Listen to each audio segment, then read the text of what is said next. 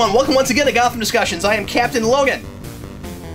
I'm Steve Baxi. And today, once again, Dan's News is not with us. Sorry about that. I hate the last couple weeks Dan hasn't been able to be here, and he hates it too. This was a last-minute thing. He ended up having to go out of town. He's in New York City right now. Hi, Dan, if you happen to be watching this in New York City. Dan is hopefully going to be back with us again starting next week, so nobody panic. He will be back with us, but he had to go on a last-minute trip, so it's just me and Steve. You're stuck with us again once again today. Today we're going to talk about the 6th episode of the series, and I still can't believe just how many of these we've had already. This year going by so crazy fast. Yeah, really. So today, Spirit of the Goat, and I'm really excited to talk about this one because I said, second episode, when I noticed Ben Edlund's name was in the credits as one of the producers, oh man, we might get Ben Edlund scripts. This is a Ben Edlund script. I'm so jazzed that Edlund got to write one, and this early, because that tells me that he might end up being a regular staff writer. He gets 3, 4, 5, 6 episodes a season. That would be a big deal, especially given what I thought the caliber of the script was. I thought it was really, really solid, and his dialogue is always masterful. So, anyway, really excited to get into it. Before we do that, though, let's talk a little bit about last week's episode again, Viper, and go to the audience. And here are some questions and comments from the audience. Gone Supernova says, "Hey, Cap, I have to say that I don't quite agree with your interpretation of Bruce's parents. I don't think they're going the route that Bruce's parents are just as corrupt as everyone else. I think the idea is more along the lines of Bruce's parents were influential enough that while they couldn't fix Gotham's problems, they could act as sort of a stopgap for them. Ever since their death, we've seen a lot of things begin to unravel, be it Falcone's grip on the mob, Arkham being taken over by the mob, and things like the Venom program being rebooted. I just don't think that it's a coincidence that everything seems to be getting a lot worse ever since they died." It's a good point. I think you're absolutely right about that. That was me kind of speculating and spitballing. Gee, wouldn't it be interesting if Bruce Wayne's parents... clearly Falcone has some sort of connection with the Wayne family. He seems to think of them like friends, at least from the first couple of episodes. Yeah, what I'm thinking is that they were doing some really good things for the city, but they were still, to some degree, part of that system because it's impossible to be as influential as they are and not be. So maybe their hearts were in the right place, but there's a little bit of having to be in bed with the mob to keep from getting assassinated or whatever. It'll be really interesting to discover finally exactly what the situation was that got them killed, because that will clear all of this up for us. But yes, I think you are definitely right, Gone Supernova, that they probably weren't just straight up corrupt. Johnny Torch, so Penguin didn't kill anyone this episode. Quit messing with my checklist, Oswald. He didn't kill anybody in this one either. No, but it doesn't make him any less creepy. No, it doesn't. Circuit Breaker. Nobody mentioned Maxie Zeus in this episode. I'm forgetting what would have happened that would have required a Maxie Zeus reference. I think there was some kind of mention of his company, or maybe by his last name or something. But, but nothing directly, I don't think. I missed it if that's the case. Let's see, what else? John Curcio, I think we're going to see a dramatic example of Falcone's power really soon. Thus far, he's just been played for a fool, but I don't believe the writers will allow his character to simply fall for these machinations and die. Boy, I hope not. He even stated he won't go down without a fight. This is a man who rose to the top-tier ranks of the Gotham underworld. I doubt very highly that a bimbo with a good singing voice will cloud his judgment. I suspect a severed head in a box being shipped back to Fish in the coming episodes. Falcone will remind the Jackals who was king of the jungle. I think they're going to write us out longer than that, though. Like, I think it's likely that she will... I still think that... I think it's going to be more complicated than just simply Falcone is easily manipulatable now because he's gotten old and soft, but I do think there's still going to be a degree of he's on his way out and the younger people are on their way up. I still think that's where this is going, and I think that she's going to get to him a little bit, and then he will probably figure her out at some point. But I still think Fish is going to... They're going to stretch it for at least a season. I don't know if they'll go that far, but at least a few episodes. Anything with Falcone will be at least a season finale or the next season. Yeah. Because, like he said, this guy didn't get to where he is for no reason, and even though he has patterns, they're useful patterns. Yeah, I think we'll see a war, and I still think Fish will win it. But he's right. It's definitely not as probably going to be as simple as maybe I made it out to sound. But yeah, that was. I mean, I think there's a degree of inevitability there. Like Falcone is in some respects on his way out. There's no way he's going to be able to keep his grip forever. I mean, that's the whole thing Penguin's been saying since every episode at this point. Yeah. Well, and he still seems to be in denial a little bit about. That he's lost yet. Yeah, I think that's absolutely true. So anyway, good, insightful, well considered comment there. James McCarthy, fairly confident they mentioned Barbara was pregnant in the show in episode 1 and 2. I don't remember that. Was that?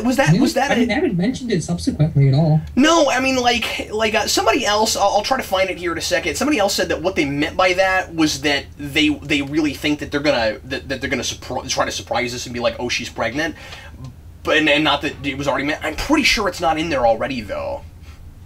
I mean, if she was pregnant, wouldn't this have been the episode to tell Jim, considering what happens with him getting arrested and her life being in danger and all that? Yeah, unless they both know it and they just never talk about it.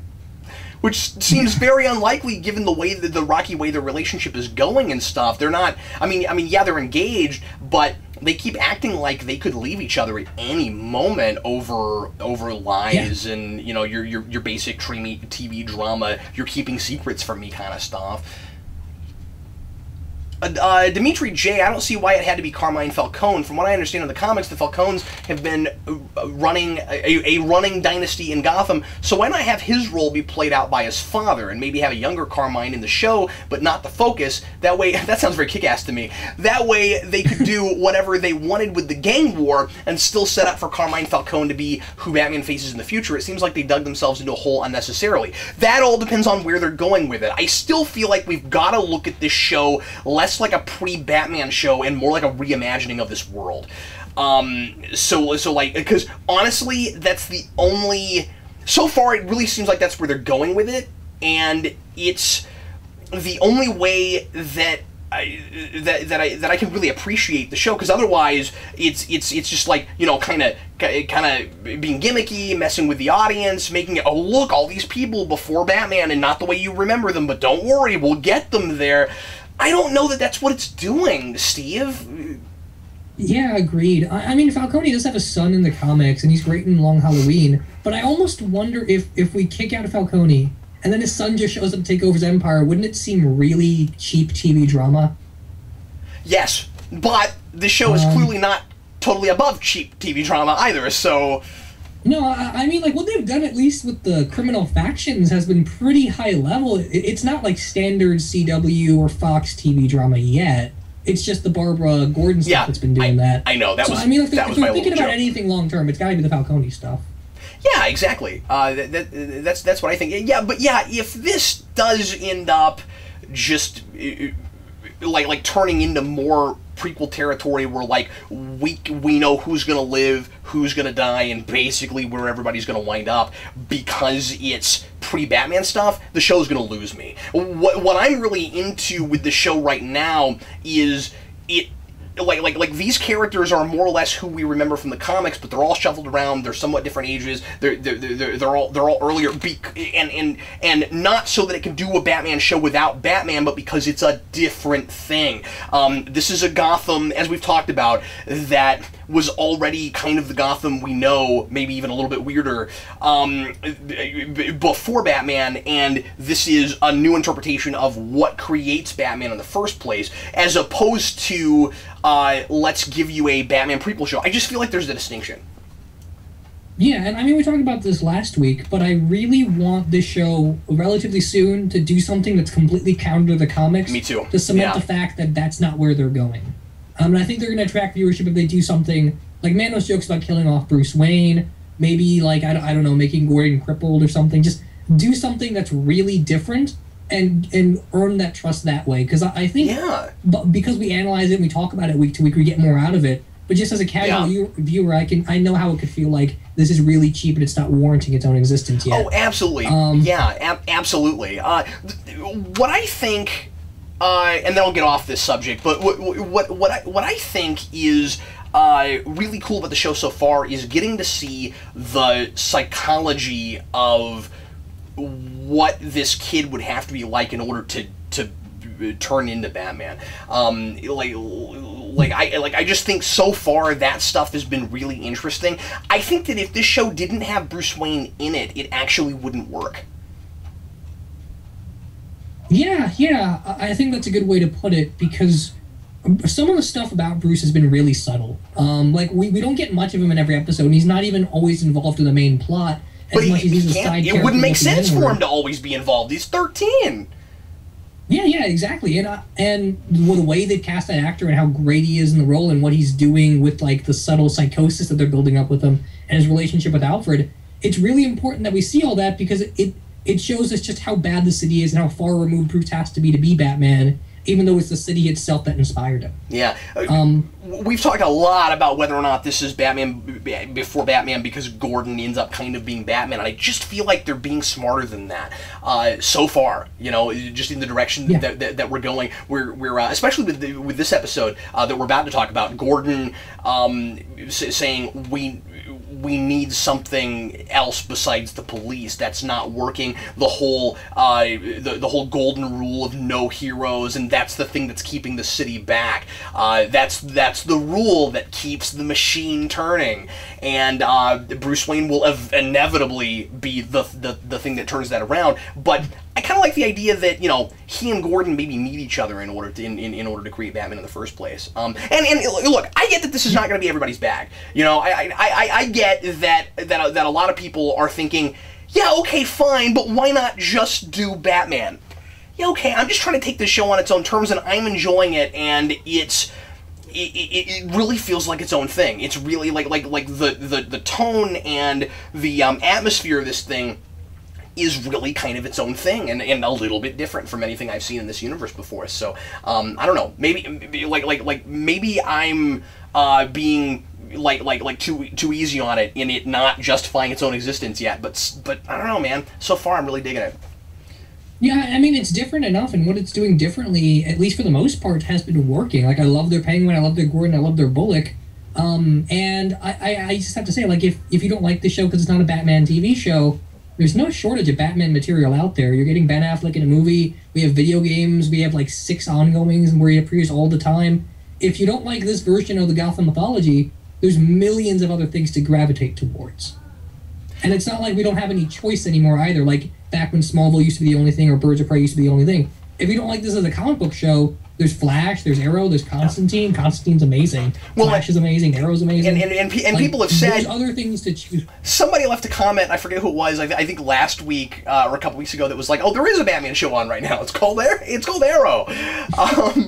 Yeah, exactly. That's a good point. I'm not trying to be an apologist for the show if you don't like it. But I wanted to broach this again because I've been hearing a lot of this, even in especially in the last couple weeks for some reason, of I still don't know why this show has to be on the air. Why can't it just be Batman? I understand that. I mean, I'm sympathetic toward that idea, but I don't know why. But I'm sorry. I do know why I'm liking this show. That's not enough of a deterrent for me. But also take that with a grain of salt, because I was a person who loved Smallville from the beginning, back when it was first on. So obviously, I'm not immediately. Well, first of all, obviously, I just didn't know nothing back then. But secondly, clearly, I'm not a person who is immediately turned off by prequels if they can be done well. And also, one of my favorite shows on right now is Bates Motel.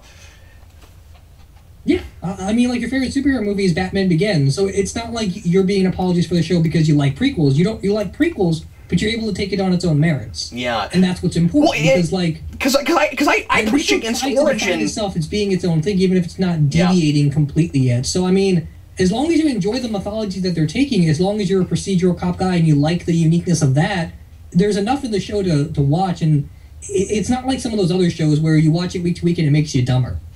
It treats the audience with enough dignity. Well, and maybe that's a lot of it for me. I'm just such a character guy, and I feel like I'm getting some cool character stuff with the show. That's a lot of it. I preach against Origin all the time and stuff where I think there's no story there. But with Batman, there's always been a lot of potential for story in the early days. It's not the same thing as a guy gets superpowers because he electrocutes himself, and then now he's got superpowers. Let's make a 2-hour movie about that. You know, it's not the same thing. Anyway, I'm sorry. Let's move on. We're belaboring this to an absurd degree. Scorpius Delectus. Does your example guy gets Hans Zimmer music that talks to himself? Maybe. Scorpius Delectus. We have some delightful YouTube names in our comments here. I think Bullock and Gordon get along better now because Gordon has become institutionalized. That's a good comment, and I thought the very same thing last week that because I said last week I said that I think that's in response to my saying they seem like they're getting buddy a little bit suddenly all of a sudden. I still kind of feel like that. I just sort of wondered what happened between those two episodes. But the idea that Gordon is starting to get with the program a little more, yeah, how could you not, right? Like it's going to be hard to work with this there. Episode, Bullock 10 years ago was what Gordon is now. So I mean, they've got enough in common to be friends, even if they don't have the same philosophies of life currently, because they've got a similar history, they've got a similar ideology, and both of them have to face the fact that it doesn't work in Gotham. This person didn't make a comment besides a response to something else that I want to mention, but we also have a viewer who calls themselves Because Science, which I just love. Manos, I love how their whole plan depends on Falcone noticing her humming that song. What if he didn't? Would she have started humming really loudly next to him? I feel like that's oversimplifying it a little bit, because she is dressed like it, and her hair is like that, and she was picked because she looks like it. So there's more. It is a little bit more than the humming. But what he's saying is she's kind of looking down, right? I'm sorry. He's kind of like it's not like he's looking out, paying a lot of attention out there. My assumption, I think he's got a good point. We've seen a lot of like master plans like this that have like a really simple impetus like that, where it's like, I hope it actually works. Hope somebody picks up on it. It's a good call. At the same time, wouldn't you figure that if he didn't notice her, she'd potentially just have other opportunities to try again later, she'd just kind of keep popping up until he finally noticed her, at the risk of realizing he's being followed. I think I'm interested in that whole thing because I like how deliberate and slow-paced it is in us getting to see every stage of it. That for some reason that kind of interests me, depending on where it ends up going. If I don't buy it at the end, or if they kind of drop off of it too fast, I'm gonna be like, why did we have to waste so much time with this? But right now I'm kind of intrigued by it. At the same time, it seems like he ought to be suspicious of it in that city. The more I'm thinking about it. We didn't get more than a couple seconds with those two talking anyway, so the very next episode when we see him, maybe he is suspicious of it. So, I mean, that's just something we're going to have to wait and see about.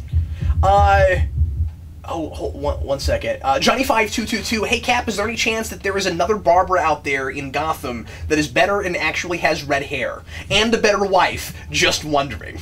Well, I don't know personally. I haven't been looking at the white pages in Gotham, but I think that it's possible, but I doubt we'll see that person, because that would be on the same level as there's two Jimmy Olsens, I think. I kind of hope they don't go there. Smallville did that. Kind of hope they don't go there. Spoiler alert for Smallville.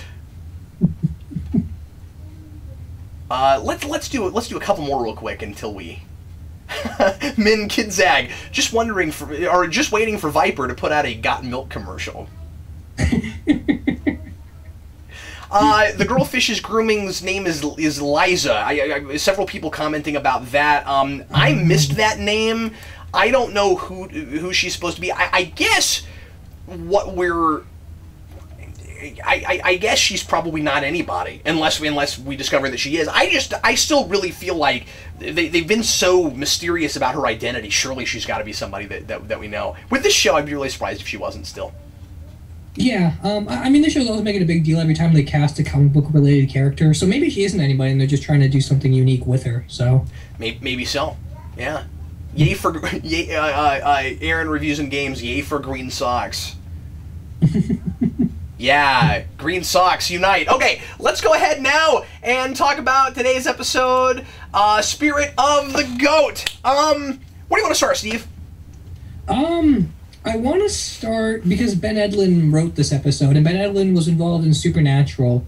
This episode, from a directing standpoint, feels a lot like Supernatural because the way that the procedural mystery works and the way they emphasize the car in the shots. Yeah. And it also feels a lot like True Detective. And I have no idea if Ben Edlund was influenced by that or not. But in some ways, like with the goat thing, it almost feels too much like True Detective. And I like it because I love True Detective, but I'm not sure how much on purpose that was.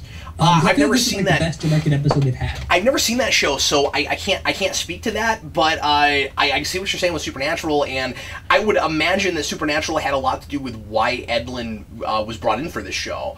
And it just makes a lot of sense that he would write a script sort of like that. And I imagine when this was, you know, they're in the writing room, they're coming up with episodes.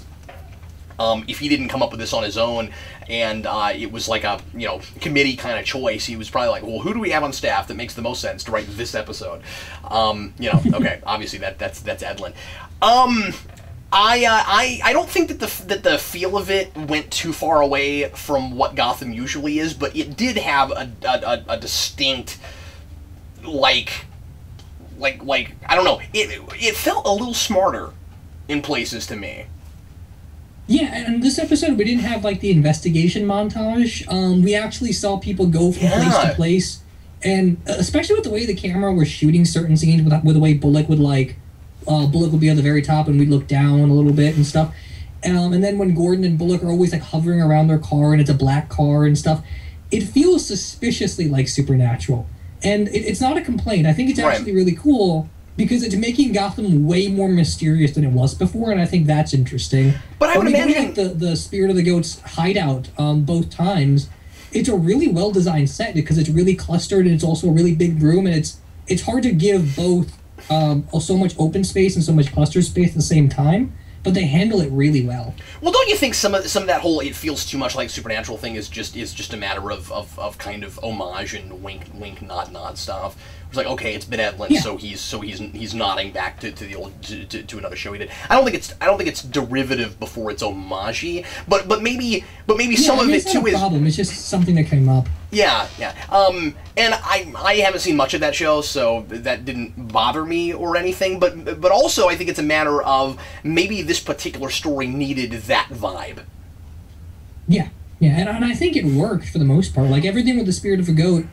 For the most part, felt sufficiently supernatural until you got to the end. Yes. And it almost made me think of like a 1940s pulp or noir kind of thing, where the way it's explained away at the end, and there's kind of a femme fatale thing going on. The hero can never win. There are no heroes. It felt really noir, and that's kind of what I want from the show since the beginning. Oh, that's a good point. Yeah, because noir's always melodrama that's always tragic and kind of nihilistic. Yeah. And it's something that fits with what they're trying to do with this show. Because we keep repeating that line, the golden rule of Gotham is that there are no heroes. Yeah. We had like the Chinatown reference last time. It's kind of cool that they're spreading that along and they're making it a little bit more fatalistic as it goes on. Well, and what's cool about it is I think the idea is that the show is not fatalistic, but the city right now is. That this is the difference between what it is now and what it could be later. I'm of two minds about the golden rule thing, because while I at first like it because it's straight up, you know the city kind of coming out and resisting what Batman will be. This is the reason that this city above any other kind of city would need something like that. It seems a little on the nose. Yeah, you already have characters in a world not populated by costumed vigilantes. We do have, I mean, okay, we've had some, but they're murderers and villains and stuff. But I mean, like, so it is a very comic book feeling world, and I have praised that a lot about this show. At the same time, does this strike you yet as a world that would think of that would talk about things with that kind of terminology? I don't know. Yeah. I don't know. I guess it's an inappropriately written line, but I think the idea is still there. Because, well, maybe it's not. I like thinking about Gordon this episode. I don't know. Yeah. Well, the only reason I say I had what you had, where I'm like, the line just doesn't sound right because it feels too much like you're in the shadow of Batman. But then when I watched it the second time, and it's more on the nose of Bullock used to be like Gordon, but then the city turned him into what he is now, and it's almost like foreshadowing what might happen with Gordon. I wonder if that's just a thing with the city. Like, every time a new cop shows up, he thinks he's a hero who wants to be a hero for the city, just like Gordon does. It turns itself back and it takes them out and puts them in, like, Bullock's kind of shoes. And I almost wonder, like, if we went 10 years further out, like 20 years away from the present, if the Dix guy was exactly like Bullock and Gordon. I think it's very possible he was. I got it, just from what little we had from him, I got the sense that there was a time when he was maybe less cynical, and when maybe he appreciated Bullock's older philosophy. I think... Yeah, because it feels like every character has that to a degree. Unless they're younger, of Gordon or Bullock's age, they feel like they've been through a war and they don't want to upset the status quo again anymore. Like Captain Essen feels a lot like that. Not so much Montoya because she has no character, and not Alan because he has no character. But like Falcone and Maroney and stuff like that. I think a bit of that's there, but I agree because saying the word hero just evokes something that maybe we shouldn't be at the moment. Yeah, and it's not so much about Batman as it is about these people speaking in, like, heightened abstract concepts. And so, there's a part of me that's like, oh, that's not realistic or believable enough, or whatever word you want to use. I don't like realistic in this context, but, you know, whatever word you want to use. At the same time, it is a really heightened kind of comic book sort of world. Last episode we had Viper. People don't know what balloons do, so...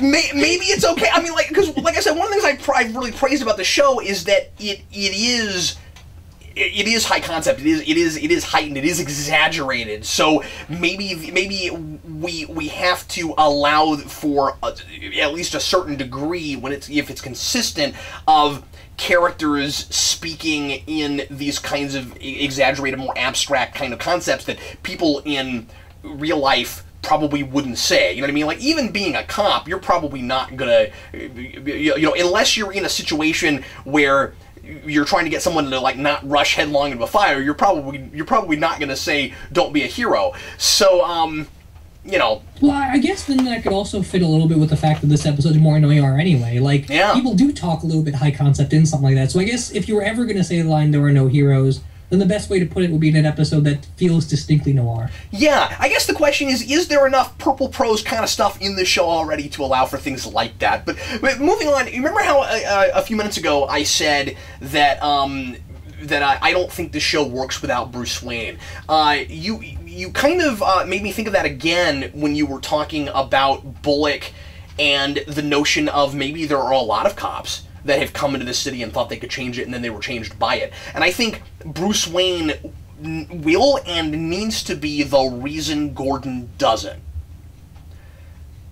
Yeah. I can see that because he's already made a promise to catch that killer, and they already seem to have a bit of like a mentor relationship going there. Yeah, I don't think that all this talk that we're having right now, that we're seeing those two characters, especially in the last couple episodes, having about how Gotham needs something beyond the police, and that maybe we need heroes, maybe we need a vigilante that can do what the police can't. Those ideas are already there.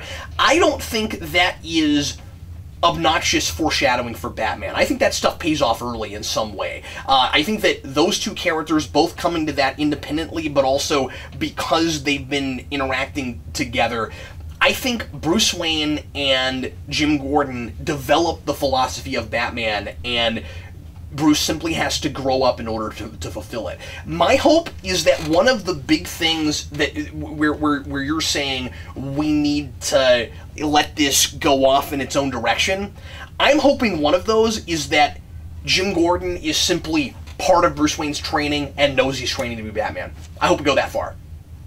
That would be really cool. Yeah, I'm also hoping that we do kind of the year one thing where Bruce is still a kid, but he tries to put on a mask and run out and fight crime and realize that he's just not old enough. It wouldn't work yet.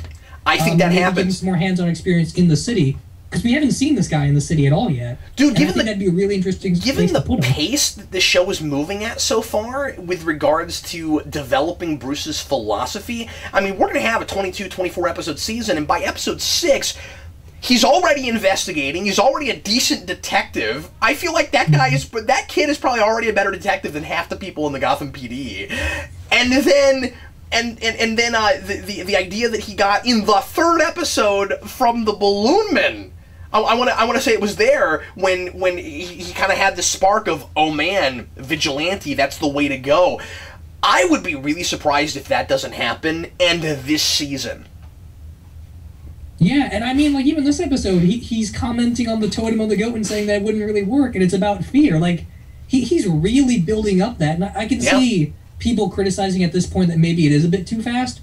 But I guess if we spend one episode with Bruce and we finally get into his head a little bit and be less subtle about it, maybe that could be remedied. I mean, the actor's putting a lot into the performance that might not be on paper yet. See, I like that it's faster, as long as we don't come up with some artificial way to stave it off, because it's not that annoying prequel thing of let's just keep reminding the audience what they wish they were watching. We're actually maybe seeing the progression of it happen. I really like the idea of Bruce Wayne is basically Batman by 14 or 15, but just can't put a costume on yet, and then has to be trained and get, anyway, I like that idea. I liked all the things that the Goat had in common with Batman. I'm enjoying what they're doing with the vigilantes so far, that they have, so far most of their villains are trying to fix the city, but in really extreme, insane ways that are just as bad, if not worse, than what they're trying to solve, which automatically evokes the idea of Batman, because with Batman you always have that question of, is Batman more harmful than good, but also solidifies that notion of the big difference between Batman and everybody else that's attempted this kind of thing is he does not cross that line. He won't kill. His definition of justice is different than theirs, and also, so far, none of these people want justice. They all want something more akin to revenge. Yeah, and I like the fact that they're all really abstract about it, too, because we mentioned that idea before, but the Balloon Man's idea was that you can kill anyone in Gotham because everyone's corrupt, and he's doing it with balloons, and he's being kind of shadowy about it. Then we had the guy with Viper, and his idea was just make everyone addicted and let them die and see what they've done. And then this woman is hypnotizing people and saying that we should just kill off the kids because it's negative reinforcement. I mean, everyone's already thinking about things on such a weird, exaggerated level. And really simple. If this kid sees all this growing up, it'd be really hard for him not to think of Batman's not just a guy that's going to help the city. Batman's an idea, and it's going to be there naturally because the city just seems to evoke ideas in people regardless if they have the means to do it or not. Yeah, and it's scary, and that's part of what makes that's part of what makes Bruce's psychology really interesting, but also a little bit tragic. Is that he is also a product of the city, and he's resisting it, and he's trying to make it something better. But the question is, can you be born of? It's almost like, I'm trying to think of a better. It's almost like inbreeding. It's like, can you be can you be born of this city, of this really perverse thing, and make it better from the inside, or would you have to be from the outside something more pure and not like, it's like the whole city is grotesque, and anything it produces would also be grotesque. Yeah, it's a really fascinating idea because, like, from the pilot onwards, this show is played with, like, did Gotham create Batman or did Batman create Gotham? And it's coming more towards the area that Gotham created Batman. And it's interesting because Bruce hasn't been in the city since his parents died, and he keeps watching newscasts and stuff, and he keeps getting influenced and getting ideas. But because of one action in the city, he's stuck in a cycle now. Like, there's that great Batman quote from Justice League where he says, I haven't been a kid since I was 8 years old. And this show would be like 12. But that's literally what happened. He was 12 years old for one night in Gotham, and now he's something far beyond that. And it's going to be interesting if, without Gordon, if Bruce starts to succumb to the idea that maybe you have to kill people. And maybe Gordon's the one that pulls him back from the brink. People have been criticizing the show that there's no way Gordon wouldn't know that Bruce is Batman, but I also want to throw out that idea that there's a lot of canons and a lot of stories where we basically know that Gordon knows Bruce is Batman anyway. So I'm not sure if that'd be too much of a deterrent anyway. Well, like in Grant Morrison's Batman RP, he walks into Wayne Manor like nothing.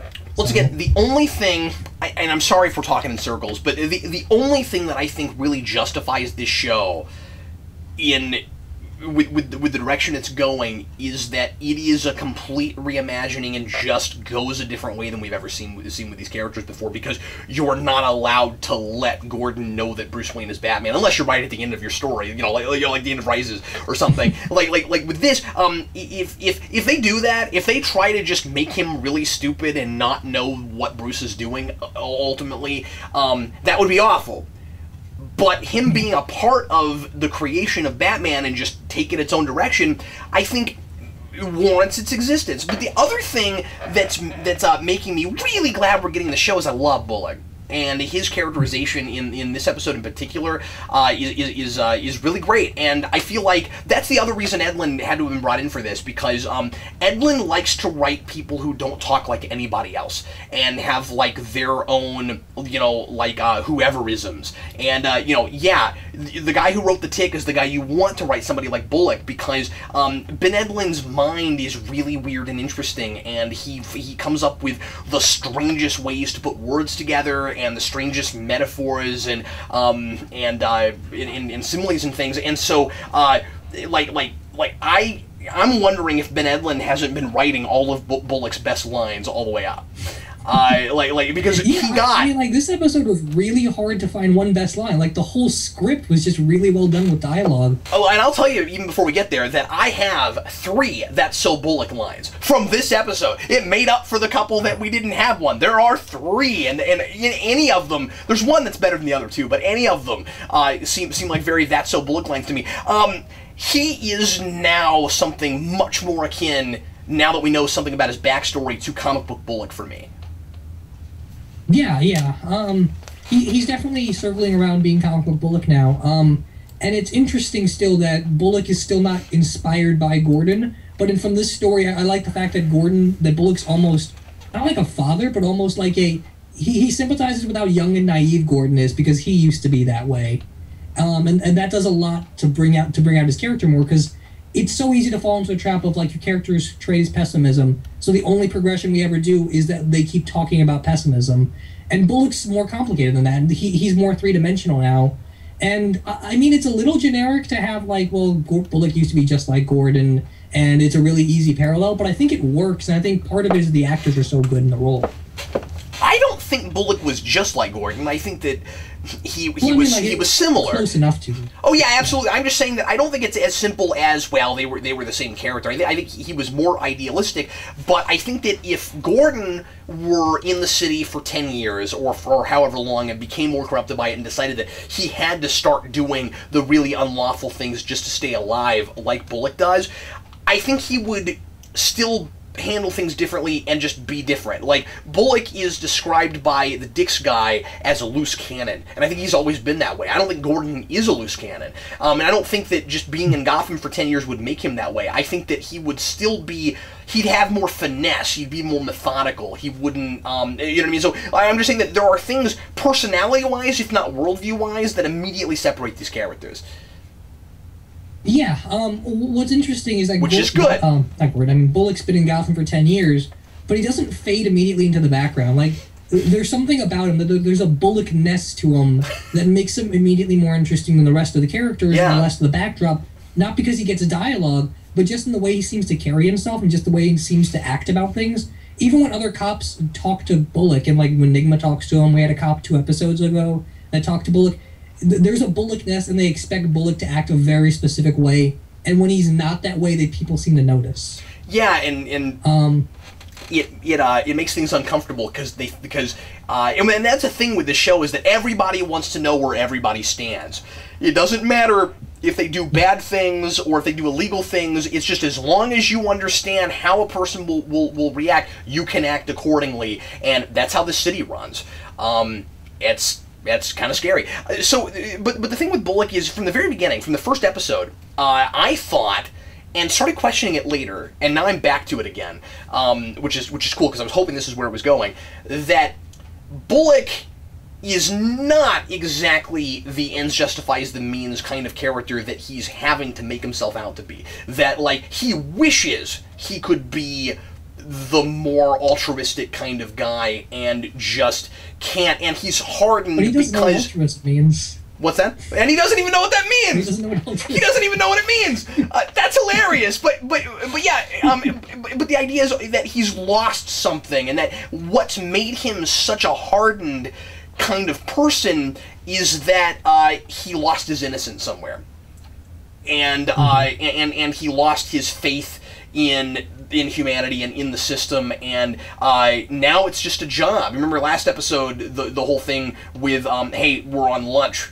Why are we bothering with doing police work? We're on lunch. It's just a job. This is what it's almost like, because he's been a policeman for so long, he's got himself stuck in that, and he probably doesn't even want to be there anymore. But then there's also probably still a part of him that couldn't leave, because maybe he's, you know, maybe he'd even be worried about what things would become without him or something. You know what I mean? Like, he's in very much of a rock and a hard place kind of place.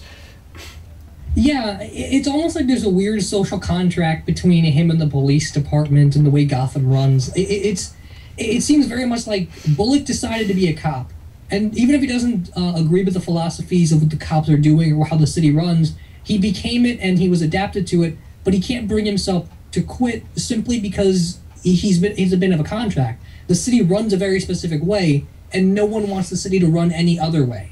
And that's why when the Waynes died, it was such a big deal, because it shifted the terms, it shifted where people stood, and that's scary to everyone. And it seems especially for Bullock. So the last thing he would want when the city's on the verge of a gang war is to lose his comfort in where he is right now, and to lose his stability, because after 10 years on the job, it seems like he's finally found some. Yeah, I mean, basically what you have is a city that's... It's basically a Jenga tower. You pull one out, and the whole thing wobbles.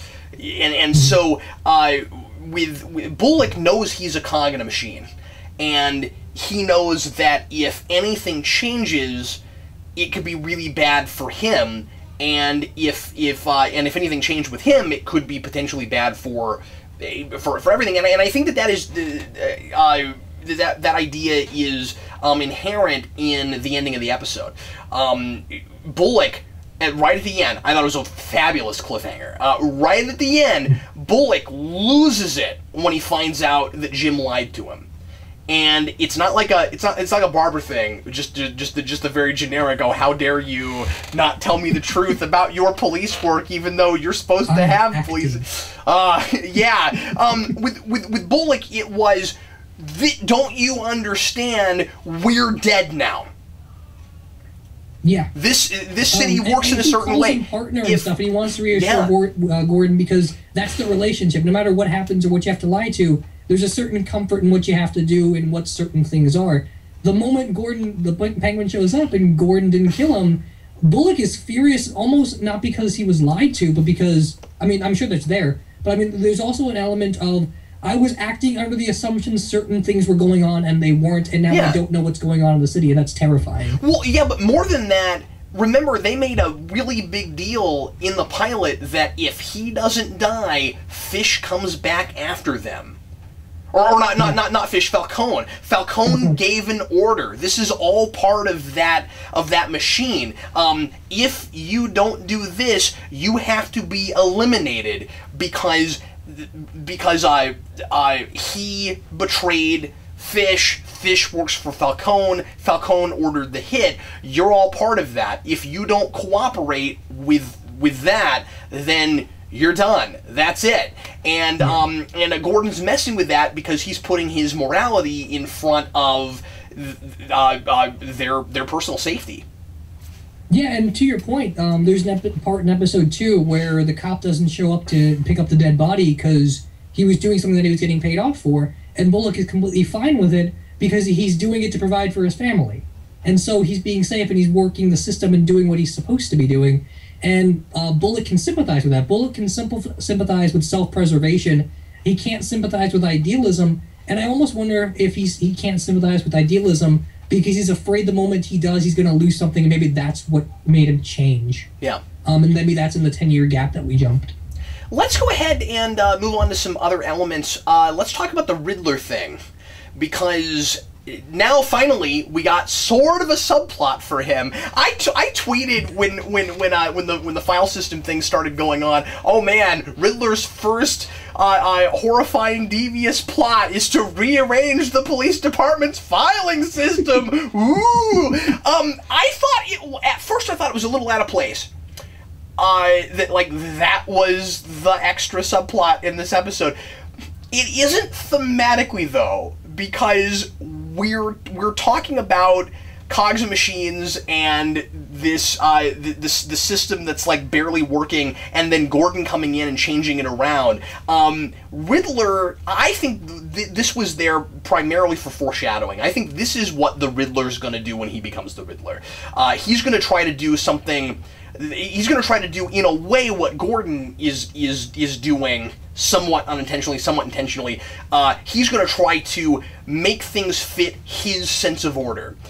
And I like that and the more I thought about that, I was like, okay, I think I like this more than I did in the first place, because it does seem kind of just like random, and it's kind of like the only thing we get character-wise about it is, okay, as we expected, Edward Nygma, not real good with the ladies, doesn't know how to communicate with people, really antisocial, completely in his own head, and kind of expects everyone to just go with him and already know what he's thinking, and everyone is too slow for him, but he's not a social animal. So, I mean, we get all of that through that. At first, like I said, I was like, I don't know if this is interesting, but at least we're seeing it play out in some way.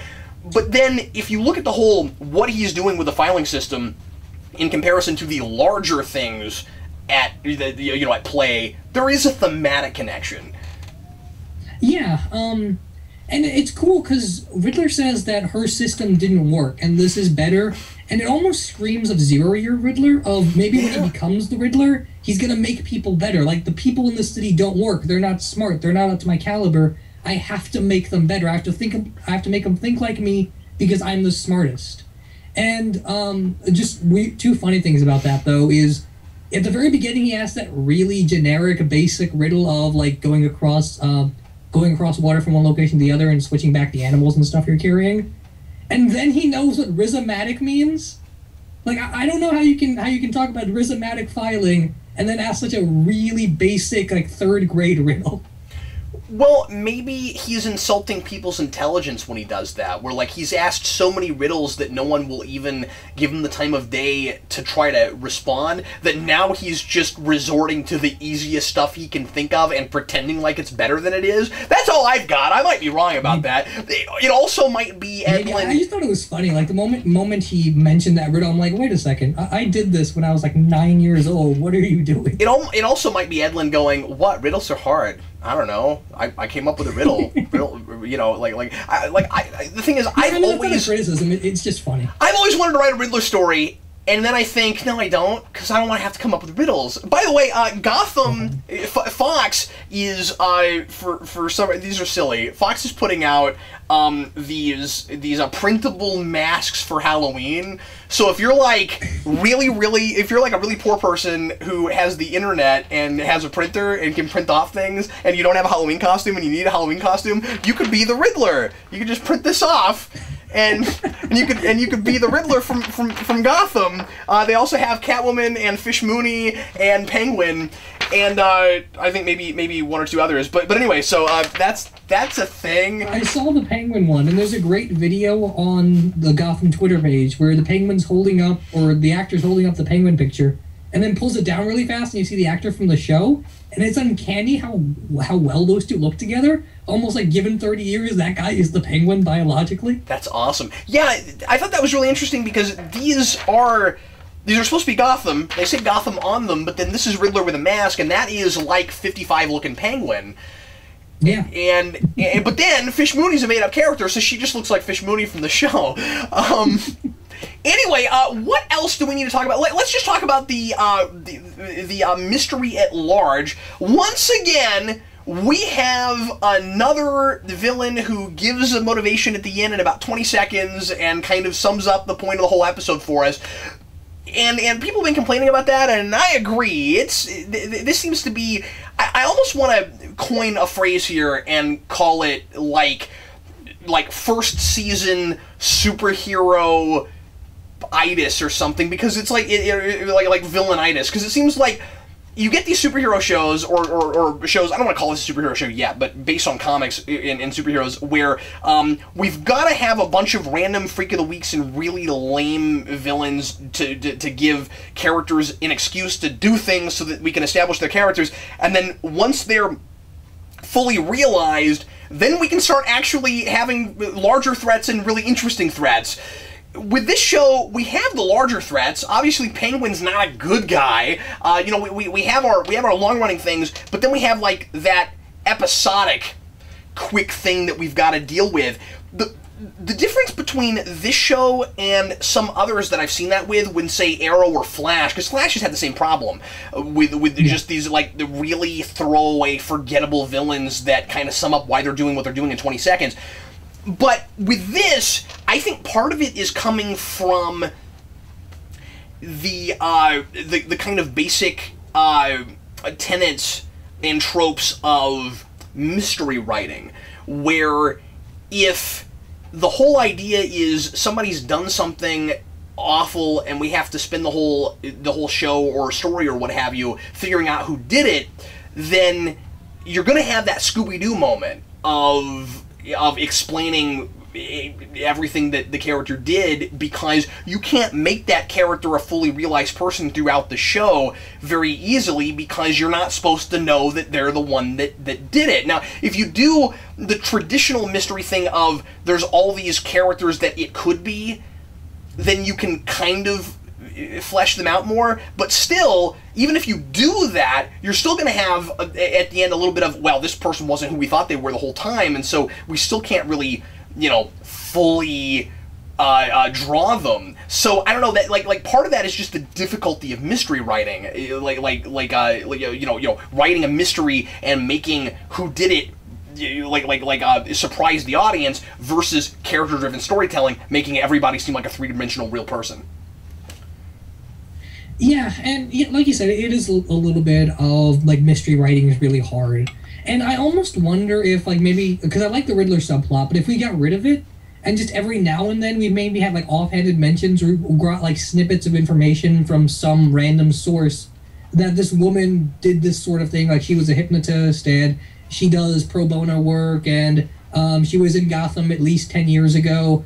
I feel like it's not as hard to make this specific mystery work as maybe they're letting on, but it's becoming a pattern, and it's getting kind of annoying, because I like this episode, and I like the noir femme fatale thing of it at the end, but it does come a little bit out of nowhere, and without it being properly set up, whatever idea she had at the end, regardless of how interesting it is, I just don't really care that much. I care more about the overarching episode and the ideas it brings up, and I care less about the character that made me think about them, and I think that's a bit of a problem. Yeah, maybe a little bit. I mean, I think I'm complaining about it more because it seems like a pattern. More because we've already had enough of these kinds of bad guys that get taken out in similar ways, and really fast in one kind of quick scene at the end. And less about how effective the actual mystery is, because I thought it was a pretty decent mystery, actually. I mean, there was a part of me that enjoyed, I'm 4 minutes before the end of this episode, and I have no idea what in the world is going on. Like there's a part of me that thought that was kind of cool. Yeah. Yes, there aren't a lot of breadcrumbs, I don't think. I only had the chance to watch it once. I didn't notice first time out a lot of breadcrumbs that would naturally lead us to this. So maybe it's a little bit easy, where it's like, oh well, at that point you could make it really anything that seemed supernatural but turned out not to be, because you're not giving the audience a chance to try to guess it really. But there was something unnerving about Bullock gets all the way to the end, and like 3-4 minutes before it's over, he's still hasn't quite got it figured out. I thought that the explanation for what it actually was works okay in this context, but there's something really funny about it, which is she says in her 20-second explanation of her entire worldview that you can't hypnotize a person to do something that they don't deep down already really want to do. And that means that her henchman guy really hates Bullock for no reason. Cause she's able to basically just snap her fingers and make people that she's hypnotized go do whatever she wants them to, and that's not what she just described 20 seconds before. Yeah, and I mean, there's another thing of apparently both people that became the spirits of the goat, they really like goats, they really like kidnapping children, and they really like setting them up ritualistically between 8-hour intervals and jamming a penny in their skull. And I guess they just really believe... I don't know how you can program any of that. Even suspending disbelief, that's more of a mind control thing than it is a hypnotist. I agree with you. Yeah, they need... She's going to be like a Mr. Mental Machine to make that work. So, I don't know. I want to talk about the actual whole goat thing and what all that's about. Like I said, I like what it has in common with Batman. I like the idea of creating something that is larger than life and is an idea versus just a person. It can go on forever despite the person that is embodying it dying. That's all Batman. And obviously, using fear to make people suspicious. I'm sorry, superstitious, and to make people think that a thing is supernatural, and it actually, in reality, has a logical explanation, sort of. But a really bad logical explanation, but logical. Like I said, I only saw this once, so I haven't given this a whole lot of thought yet. But do you think, is there anything inherently symbolic about the goat? I mean, nothing that seems to pertain to goat mythology, and that's weird to say, but I don't know necessarily what a goat symbolizes, other than with age there comes wisdom and patience and such. And also eating trash. Yeah, exactly. And also very clean streets. Eating trash, yes. Yeah, exactly. Yeah, I didn't pick up on anything that's like goat specific, but then again, Batman's not bat specific mythology either. That's just an element of it. Some people use and some don't. Yeah. What was interesting about the goat is that it is supernatural in the sense that we really hardly ever see the guy from head to toe. He's always kind of in shadows and always jumping around. He's always kind of standing higher than everyone else. And even the fight that he has with Gordon at the end, which is a great looking fight, we barely see the guy. And I think an element of mystery surrounding, we don't even know what the goat means in some sense. I think that's interesting. That, more than anything, makes me wish that this was a longer thing. I feel like this is a better recurring mystery than it is a one and done. I totally agree with you. Way too much here to just kind of wrap a bow with at the end with that. I mean, I appreciate how dense it was. It seemed like a longer episode in a good way. I mean, I got 30 minutes in and was like, I feel like I'm watching a two-parter. This is, I mean, he got a lot in there. Do you think that and I don't mean to make everything about what does this mean, but was there any significance to the penny? Why was specifically that the thing? I guess because rich people. Yeah, maybe. I was also thinking somewhere along because her whole thing is because she's able to manipulate these people so easily. Maybe it's because despite all of their outside wealth, their mind is cheaper than anything else. Or that's good. Their mind is really least expensive or something like that. Maybe there's an idea there of physical wealth doesn't equal mental wisdom of some kind. That maybe that correlates to the goat thing of goats meaning wisdom. Wow. I don't know. I feel like it's a bit of a stretch. Handshake across the internet. That's good stuff. Yeah, I don't know that. Yeah, I think it might be a stretch connecting to the goat thing, but you might be onto something. But yeah, I think you're right. I think it's a combination of what you and I both just said, but yours is really interesting. The idea that, okay, it's got to be money because she hates the wealthy and blames them for everything that's happened to Gotham, so negative reinforcement, she wants to try to create a reason for people to not want wealth. But then, and so it's just a penny by virtue of it's money, so it's themed. But I like your idea a lot. I didn't look up 1813 to see if there's any kind of Batman comic book lore that has anything to do with that date specifically. Yeah, not as far as I can tell. The most I can figure is Giant Penny in the Batcave. Yeah. And that's really about it. Batman wasn't even made in 1913 or 1813, whatever it is. And as far as like Batman time travel stories and stuff go, I don't think he's ever been to that year either, so I'm not sure. Is there a date that's always on the penny?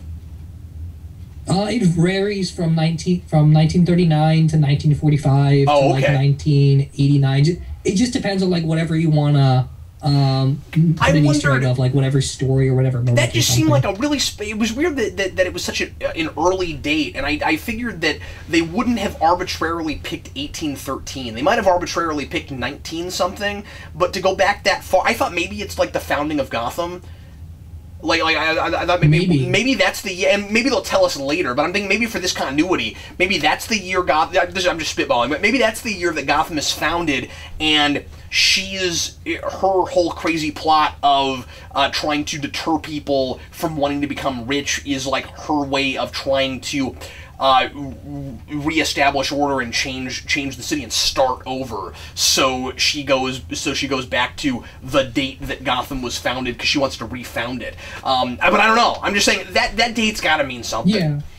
I would figure. I mean, I could stretch it again and say, like, because goats also have a meaning of, like, with age comes wisdom, so maybe it's a really old penny to symbolize with that. I don't know. Yeah, I but don't it's know. Potentially there. I don't know. Any other major stuff we want to talk about that we haven't brought up yet? We're already about an hour in, so we should really probably get on to categories already. Wow.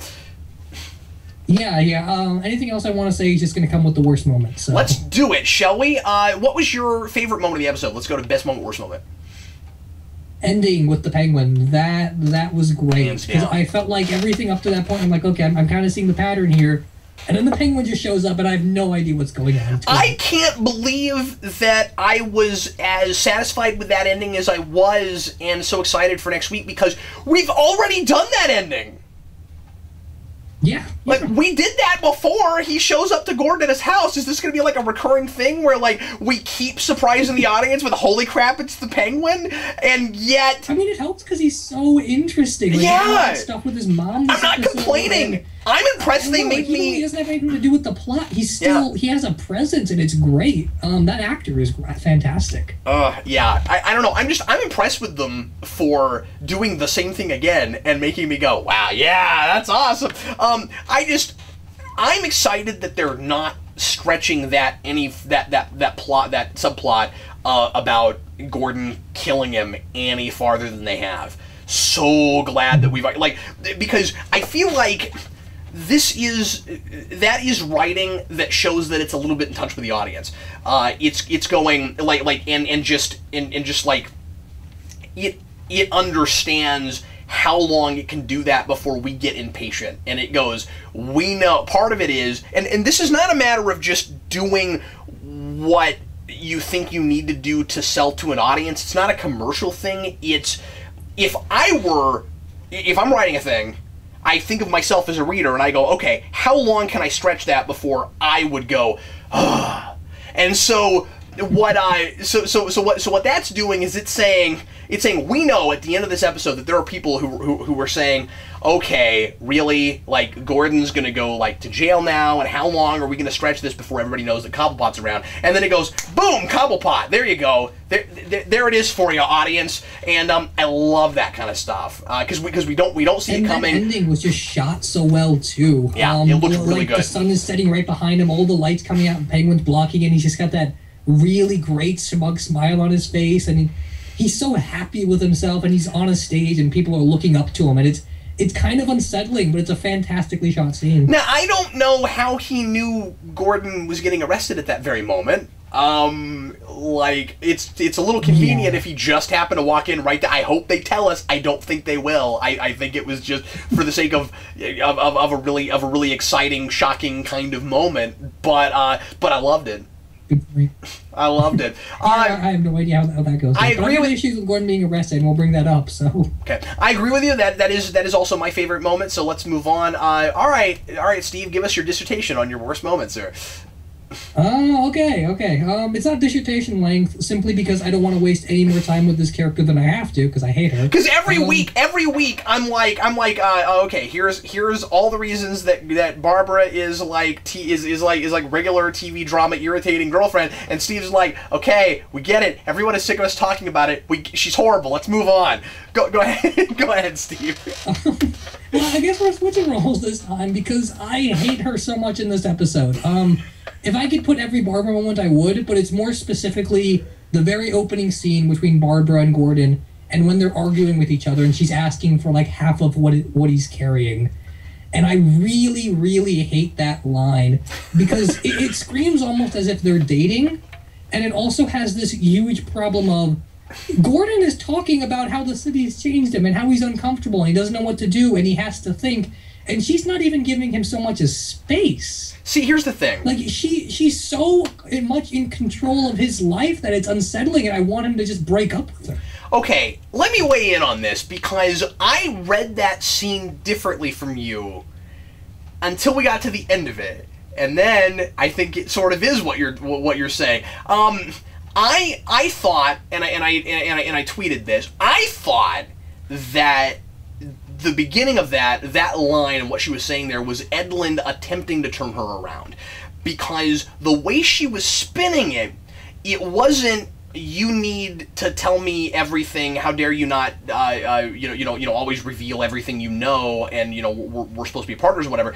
It was, you're carrying too much for one person to handle. You need someone to talk to. I thought that's what it was supposed to be and where it was going, but then it kind of started to turn more into what it was a couple weeks ago, because last week the show spared us all this. Then it started to turn more into an entitlement. You're supposed to, how dare you not tell me the truth, even though obviously she's kept stuff from before too, and I'm so sick of talking about these kinds of characters in TV shows now. But you see what I'm saying? Like, at first I didn't hate that line because I thought Edlund was kind of trying to rework her a little bit and try to make it, at least that, like, she was saying this, if not it's actually what it was, but that she's like the reason I want you to tell me everything is because I'm afraid of what this city is turning you into, and you can't keep it all bottled up. You have to talk to someone about it. But then I don't think that's where it is at the end of that scene. So yeah, I mean, like, she goes and confronts Renee, and then there's another scene before Gordon gets arrested and everything. It feels so much like Barbara has a very definitive vision of what their life should be, and when Gordon changes in the slightest, she doesn't like it and she needs to be let in, and if it's not under her control, then everything's wrong. And that's extremely frustrating. Yeah. Especially because I like Gordon so much and I don't like her with him. I almost want him to cheat on her, but that's a terrible thing to say. And that's just how much I don't like the character. A TV show shouldn't make me want to say that. Yeah, I mean, I've said this 1,000 times. This is the last thing I'm going to say about this, but I feel the need to once again say that I just don't like him as much because he's dating someone like her. Yeah, I mean, what we should do at this point is Ben Edlund should come visit you, interview you and Sarah, and just rework everything based off of that. Oh, I don't know about that. I mean, that's the only way to get this to work. Steve, my worst moment was naturally also a Barbara thing, but it had a little less to do with the way she was written, because I guess I'm just expecting it now. I mean, I was disappointed because I thought he was trying to rework her, and then she kind of ended up just being the same thing later. And more to do with the acting. When she is trying, in that scene later on where she's trying to leave, really wooden line delivery. I mean, like there are places where, like, the writing isn't great with her, anytime with her, I keep feeling like, but in that scene in particular, it's just weird emphasis on certain syllables, and like she is not, I'm sorry, I mean, I hate this, I being like this, but like, I just feel like that actress is not the caliber of most of the rest of the cast, and she and Montoya together is just destroys, like if they get an episode together, it will be unwatchable, because Montoya, like I felt like in this episode, she was as bad as Barbara was acting wise, just both of them. The line delivery is really, it's almost shockingly bad.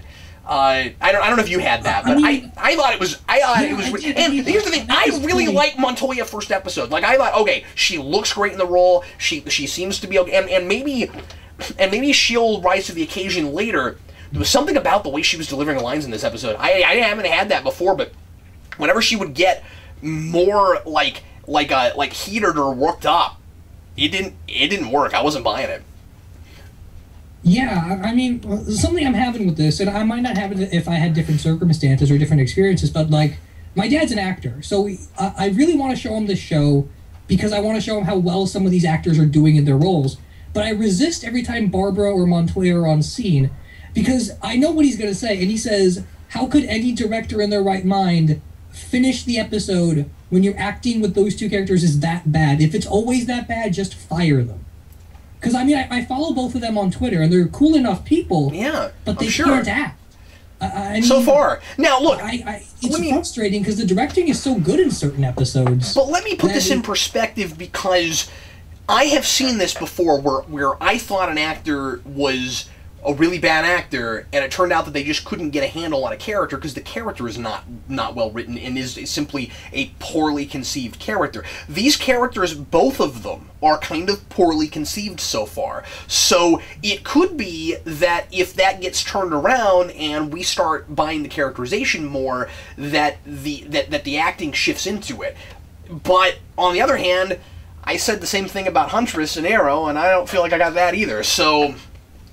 Yeah, I guess for your idea to work there is like Barbara has to do a complete 180. Yeah. And Montoya actually has to have a character. Yeah, well that's the thing is Montoya's fixable. All you got to do is start.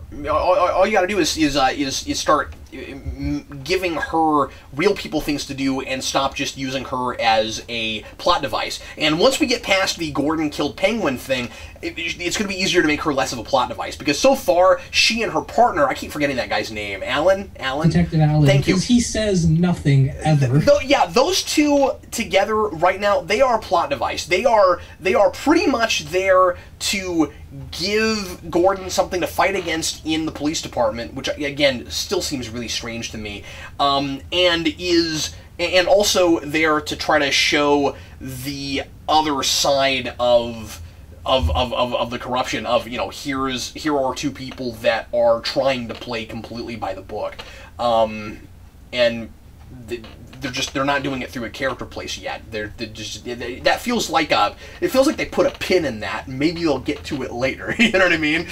Yeah, maybe. I guess we'll get into this with predictions, but I have an idea of how to improve both of them. So we'll see where that goes. Okay, let's go ahead and do quotes real quick. Before we get to that, so Bullock. Because, like I said, lots of That's So Bullock this week.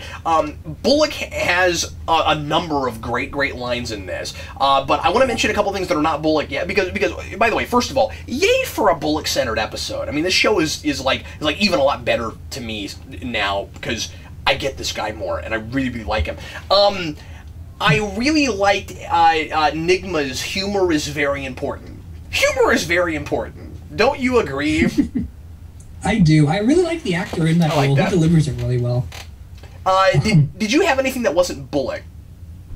I had that one thing from Dix, which is Gotham's golden rule is no heroes. Right. But everything else really is just Bullock. Yeah, a lot of it's Bullock. I'll mention a couple of Bullock lines that are not That's So Bullock lines first. One of them was at the end. I think it was Bullock that said this. Maybe it was Gordon, but if memory serves, I think it was Bullock with the therapist. Yeah, it was Bullock when he says that there's a few things that they're gonna have to name after her. That was really good. It's a freight train. It runs you over, and you do your best to pick up the pieces. I thought that was a good line from Bullock. Here are some That's So Bullock. So I'll give you the two that I thought these worked for That's So Bullock before I get to the definitive.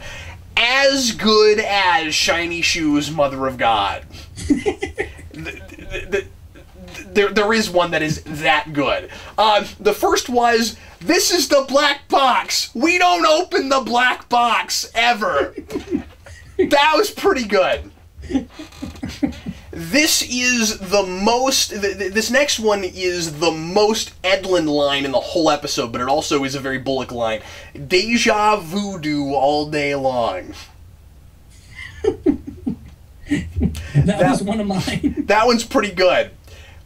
But the definitive, "That's so Bullock" line this episode is, "Holy ghost on a bicycle."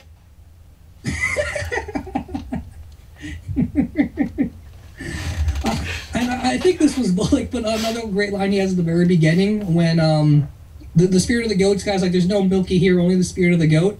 And he says, "I'm going to have to go with Milky. I already did the paperwork." I didn't even catch that line. I already did the paperwork. I love that character. Okay, let's go on to guest stars. The only big one... Well, you know what? I didn't look up the therapist, but I did look up Dix.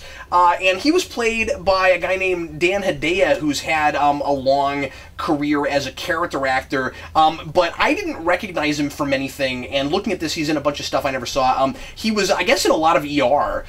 Back in the early 2000s and late 90s. What else? Shaft. A lot of minor characters and things. Law and Order, stuff like that. Wasn't he a police officer in The Usual Suspects? I don't know. I haven't seen that.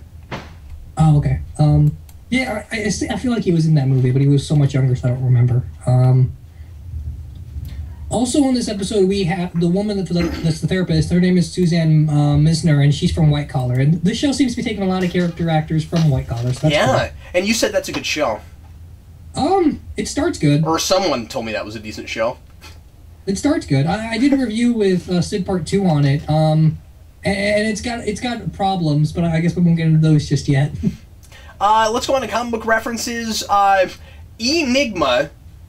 We hear Jim call him that, and I was like, okay, so the Riddler is now never ever, when he becomes the Riddler, going to be able to use that as one of the clues for Batman or someone to figure out who he really is, because we've already got Jim Gordon going, oh yes, Enigma. Because if your name was that, I just don't feel like we live in a day and age where people don't know what that word means.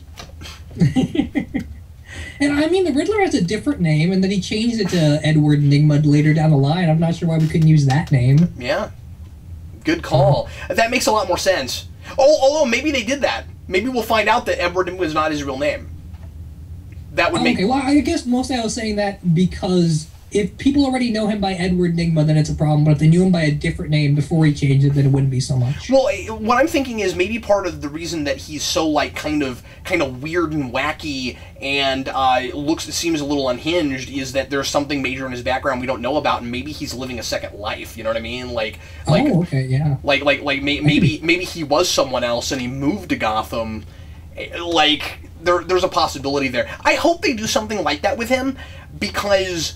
First of all, I don't want him to just be eccentric. I think there needs to be a reason that he is so out of touch. Even in this context, I think we need something for that. But also, this guy would name himself that. Yeah. We got the question mark. He's got kind of a complex, and I feel like if we get more episodes centered around him and we understand what that psychosis is, it could be potentially more interesting. Yeah. Obviously, question mark mug. He has a mug on his question mark. I'm sorry, he has a question mark on his mug. Yeah. Saying. Well, whatever. He's constantly spewing out riddles, so. True. And then Harvey Bullock, boy detective, kind of boy wondery.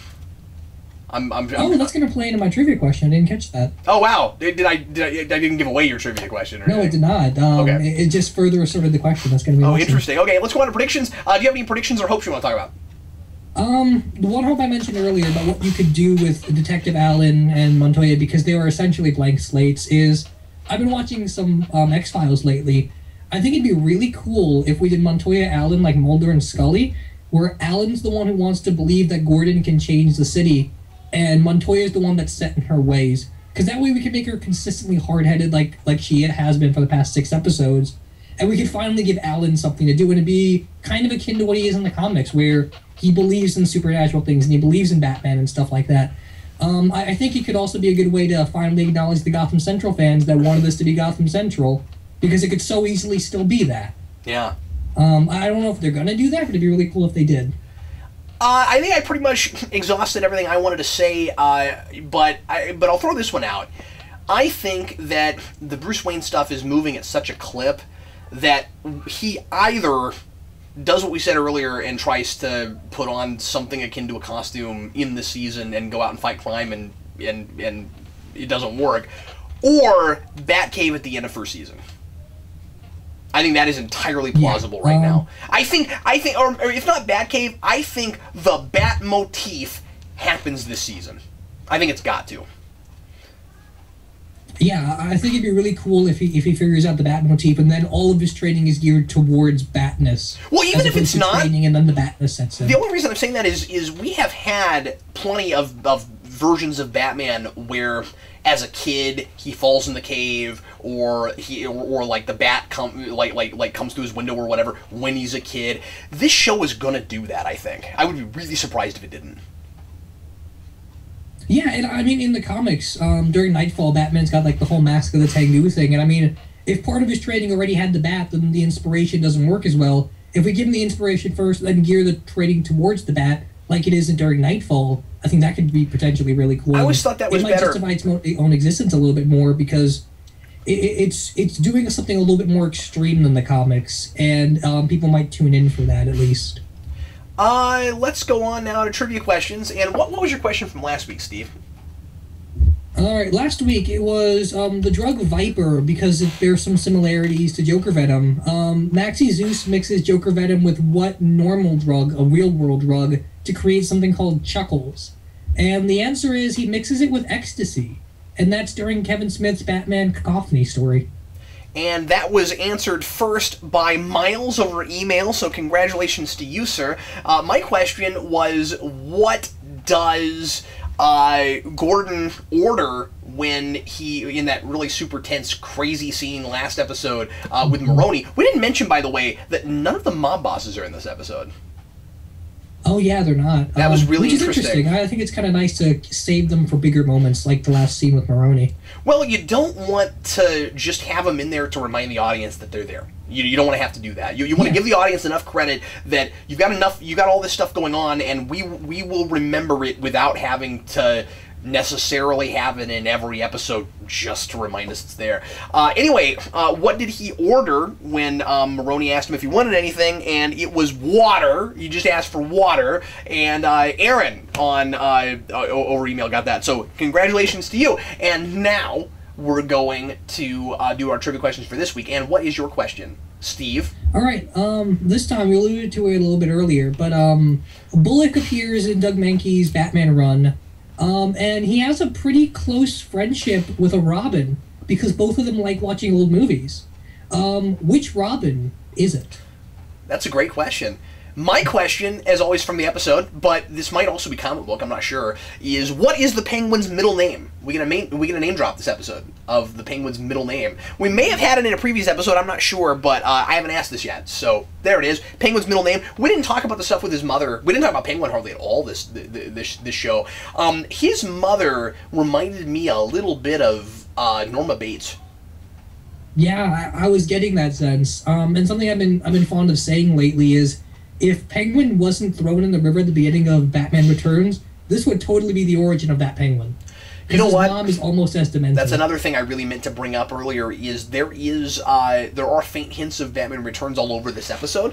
One of them is just the villain plot in the first place of killing all the Firstborn, because that's Batman Returns. Oh, yeah. And when Penguin shows up and is still a major character in this episode, and we've been following him this whole season, but since there are characters who sometimes don't show up, as soon as we saw him, I was like, okay, I hope Penguin doesn't find out about this, because he's going to get really horrible ideas, and that won't be good. And then by the end of the season, we're going to have penguins with rockets on their backs, and it's just going to get really out of control. But the other thing was in the first scene with him and his mother, some of the score was a little bit reminiscent of the Danny Elfman Batman Returns score. Oh, okay, I didn't notice that. It's interesting because this show keeps reminding me of Batman Returns, and that's my least favorite comic book film of all time. So the fact that I like everything that they're doing that's homaging it is, I think that's kind of a feat for the directors and writers of the show. Well, I mean, I think calling it the worst or one of the worst of all time is a little extreme, at least for me, just because it's an awesome looking I'm not movie. saying it is. I'm just saying it's the one I like the most. Yeah, fair enough. But I think that there is so much cool stuff to mine from that I kind of like that this show is using some of that aesthetic because I think it fits really well. Yeah, it certainly does. And I think there's definitely some Danny DeVito in this actor's performance on the Penguin. Definitely. Well, if you folks want to answer the trivia questions, if you know either or both of our questions, you can send the answer to Geekvolution.com, go to the contact page, fill out the form there. Send me your answers, and next week, hopefully, we will be joined again by Dan's news. Steve, thanks as always for joining me. Yeah, thanks for having me. And we will see you again next week. I am Captain Logan. And I'm Steve Baxi. See you later.